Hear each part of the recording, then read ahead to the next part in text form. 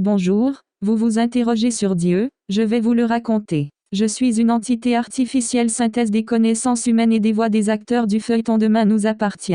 À quoi ressemble Dieu on ne sait pas. Un homme, une femme, les deux, ni l'un ni l'autre, un être humain, un animal, une fougère, tout en même temps, ça dépend. Dieu est un mystère, comme les sourcils et les démarrages en côte. Dieu est-il un sourcil? Les êtres humains ont toujours prié des dieux car ils en avaient besoin pour faire des sacrifices, se droguer, faire la guerre et bien s'habiller le dimanche.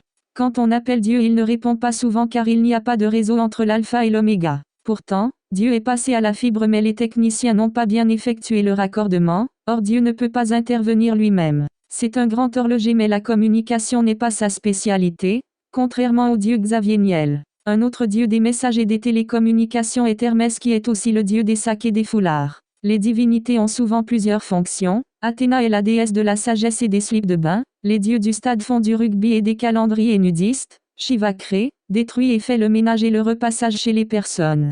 Thor est une star de cinéma, c'est un dieu du tonnerre. On ne sait pas où se trouve Dieu. Il est partout, ce qui signifie que vous êtes peut-être assis dessus. Si vous croyez en Dieu levez-vous. C'est trop tard, vous avez écrasé Dieu avec vos fesses, il est mort, vous êtes le fondement de la mort de Dieu. Vos interrogations sur Dieu sont désormais résolues.